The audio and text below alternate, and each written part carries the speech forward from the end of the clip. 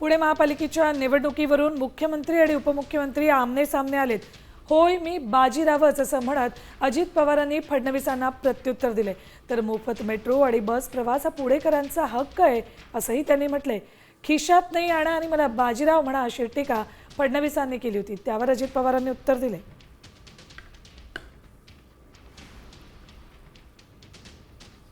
मला कोणावर या ठिकाणी टीका करायची नाही।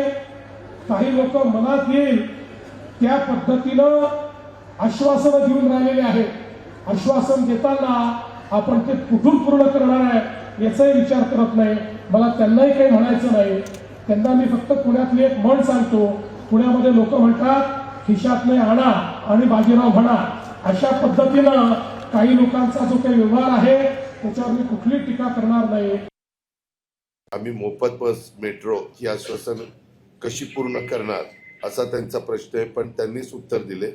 आम्हाला ते बाजीराव म्हणाले। पहिले बाजीराव पेशवे जर आपण त्यांचा इतिहास बघितला ते कर्तृत्ववान होते, ते पराक्रमी होते। मनगटाच्या जोरावर त्यांनी त्या काळामध्ये मराठी साम्राज्य वाढवलं। आमच्याही मनगटामध्ये जोर आहे। आम्ही पुन्हा तिजोरीत आणू आणि आश्वासनं त्या ठिकाणी पूर्ण करून दाखवू।